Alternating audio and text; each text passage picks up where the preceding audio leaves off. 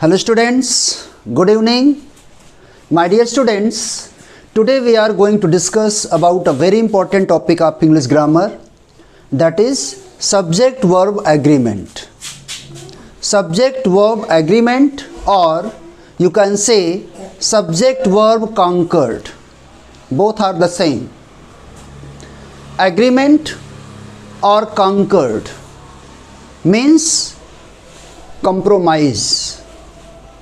Okay, suppose that you and I, हम दोनों लोग किसी भी टॉपिक पे, किसी भी व्यू पे जब दोनों सहमत हो जाते हैं, दोनों की सहमति हो जाती है, दोनों का एग्रीमेंट हो जाता है, तभी वो कंटिन्यू होता है। अगर दोनों में किसी का भी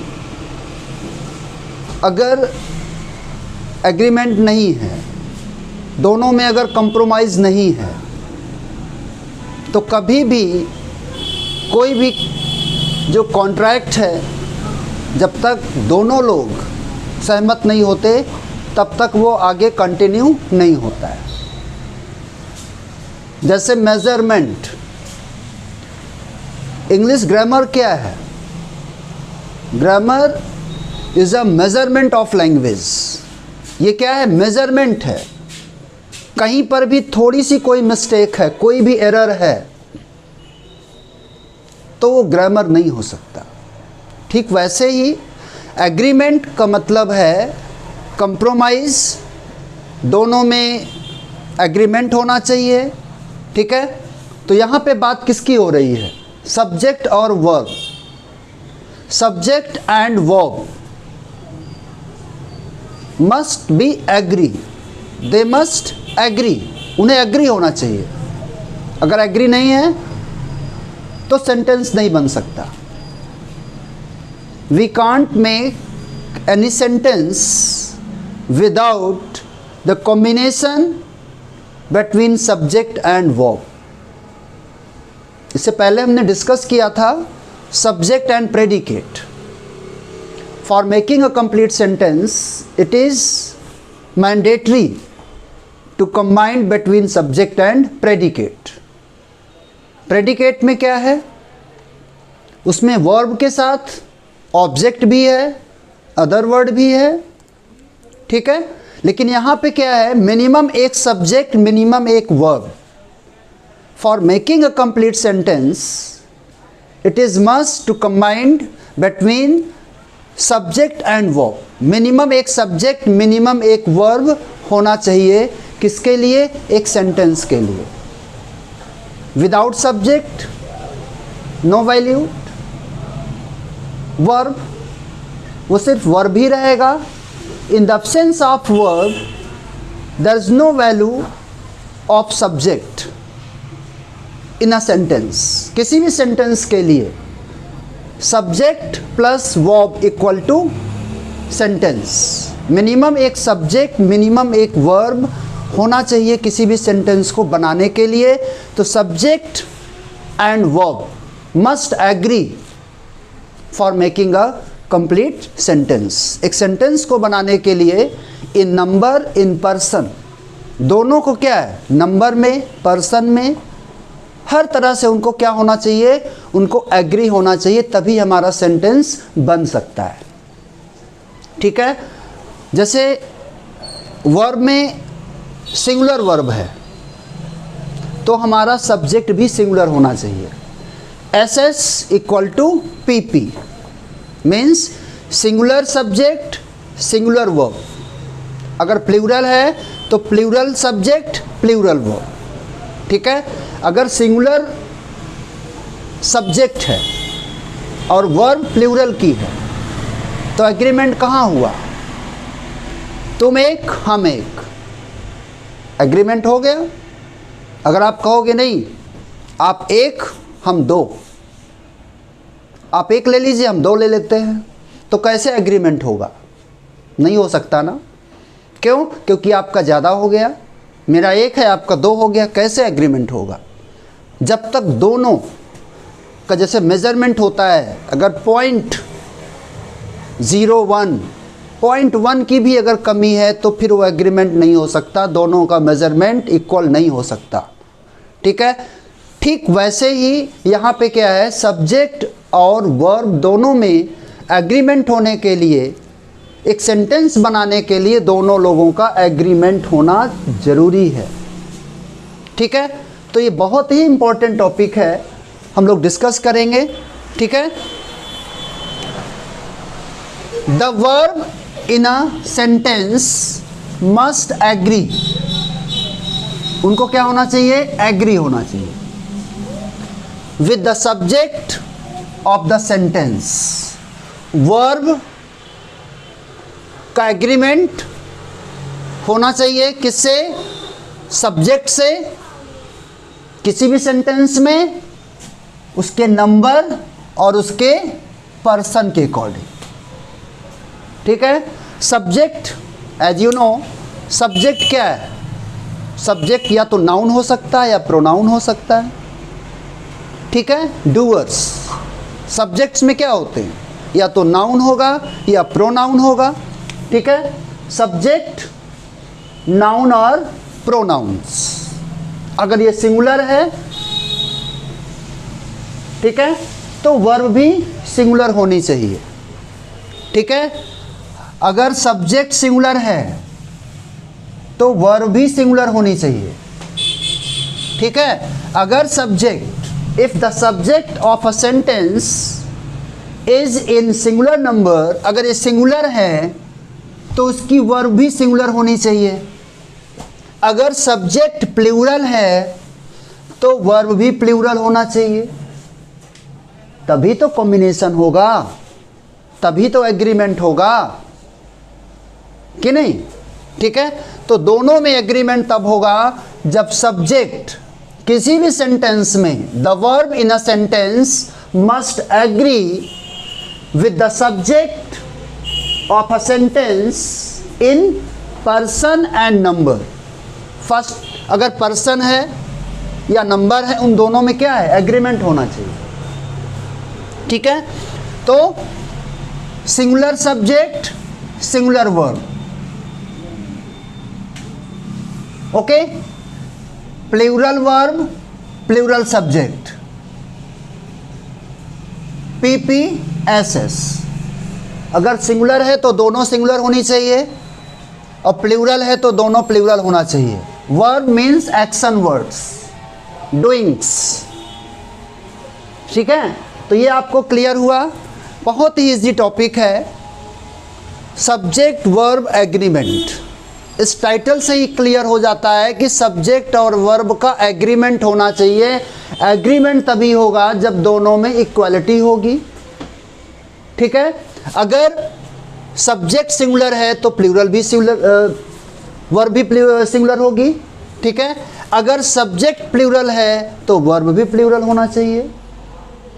ठीक है, they must agree in number and person, उनके दोनों के बीच में एग्रीमेंट तभी होगा जब दोनों में इक्वालिटी होगी। ठीक है, ये चीज़ हमेशा ध्यान रखो, दोनों में तभी कंप्रोमाइज होगा जब दोनों में इक्वालिटी होगी। और वर्ब आप हमेशा, आप जानते हो कि verb is always in plural, verb हमेशा क्या होती है, प्लूरल होती है। जैसे हम सब्जेक्ट को सिंगुलर से प्लूरल बनाने के लिए क्या यूज करते हैं, एस। ठीक है, हम जैसे यहाँ पे क्या है, टीचर, टीचर सिंगुलर है कि नहीं, सिंगुलर है, प्लूरल बनाने के लिए क्या करते हैं, एस लगा देते हैं। एस लगा के क्या कर दिया हमने, प्लूरल में चेंज किया। लेकिन वर्ब में बिल्कुल जस्ट अपोजिट है। अब यहां पे देखिए, राइट, इसमें हमने एस नहीं लगाया तो ये प्लूरल है। क्यों, क्योंकि verb is always in plural. और इसे सिंगुलर बनाने के लिए हमें क्या लगाना पड़ता है, एस, राइट्स। अब ये सिंगुलर हुआ, ठीक है। तो सब्जेक्ट में एस लगाने से, ठीक है, वो क्या हो गया, प्लूरल में चेंज हो गया, लेकिन वर्ब में एस लगाने से वो सिंगुलर में चेंज हो गई। तो कहने का सेंस ये है कि उसके बेस फॉर्म में हम एस या ईएस यूज करने के बाद उसमें हम क्या करते हैं, उसको सिंगुलर में चेंज करते हैं, जबकि सब्जेक्ट में डिफरेंट रूल है, ठीक है। तो ये चीज़ें हमेशा याद रखिए कि कौन से सेंटेंस में अगर सब्जेक्ट सिंगुलर है तो उसका वर्ब भी सिंगुलर होगा। S S equal to P P, singular subject singular verb, plural subject plural verb, ठीक है। हमेशा इस चीज़ को आपको याद रखना है, ठीक है। अब देखिए, राम प्लेज क्रिकेट। राम क्या है, सिंगुलर है कि नहीं, सब्जेक्ट सिंगुलर है, तो वर्ब भी क्या हो गई, सिंगुलर हो गई, singular and singular. Ram plays cricket. अब यहां पे आई हो गया, I and you, first person and second person. First person और सेकेंड पर्सन के जो सिंगुलर नंबर होते हैं, सिंगुलर सब्जेक्ट होते हैं, ठीक है, आई एंड यू, इसके लिए हम क्या यूज करते हैं, प्लूरल वर्ब यूज करते हैं। आई के साथ यहाँ पे ये प्लूरल वर्ब यूज हुई है, ठीक है, लेकिन इसमें हम एस और ई एस यूज नहीं करते। ये देखो, ये यहाँ पे हमने इसको सिंगुलर बनाया, एस और ई एस यूज किया, यहाँ पे आई के साथ हमने क्या यूज किया, प्ले, आई प्ले क्रिकेट, क्योंकि सिंगुलर नंबर और थर्ड पर्सन का जो सिंगुलर है, प्रेजेंट इंडेफिनिट में क्या रूल है, कनेक्शंस सिंगुलर नंबर होना चाहिए, लेकिन अगर वो फर्स्ट पर्सन या सेकेंड पर्सन का सिंगुलर है, आई और यू, उसमें हम एस और ई एस यूज नहीं करते हैं, ठीक है। You play cricket, okay. Next, Ram and Mohan. जब कभी भी दो वर्ड को, दो सब्जेक्ट को, ठीक है, यहाँ पे राम है एंड मोहन है, अब ये प्लूरल का सेंस दे रहे हैं कि नहीं, राम एंड मोहन। इसके सेंटेंस से जैसे आप इसको रीड करते हैं, एक कनेक्टिंग, एक जॉइनिंग वर्ड्स एंड का यूज करके जब दो नाउन को या दो प्रोनाउन को, जब दो वर्ड को यहाँ पे कंबाइन किया जाता है, तो इसके साथ भी हमने यहाँ पे प्लूरल वर्ब यूज किया, क्योंकि ये प्लूरल है, ये प्लूरल है, यहाँ पे ये क्या है, प्लूरल वर्ब यूज किया गया है, ठीक है। रमेश, मोहन एंड रवि, टू और मोर देन टू, क्या हुआ, ये प्लूरल हो गया, प्ले क्रिकेट एवरी डे, ठीक है। अब यहाँ पे सेंस देखिए, गुलिवर्स ट्रेवल्स, गुलिवर्स ट्रेवल्स। अब इसके एस को देख करके इसे हम प्लूरल नहीं सेंस, ये प्लूरल नहीं समझ लेंगे इसको। तो Gulliver's travels is a novel, is my favourite novel. यहाँ पे गुलिवर्स ट्रेवल्स, इसको एस को नहीं देखेंगे, बल्कि इसके सेंस को देखेंगे कि सिंगुलर है कि प्लूरल है। यहाँ पे देखिए सिंगुलर है, इसलिए यहाँ पे हमने सिंगुलर वर्ब यूज किया है, सिंगुलर सब्जेक्ट के साथ सिंगुलर वर्ब यहाँ पे हमने यूज किया है, ठीक है। देखिए, जब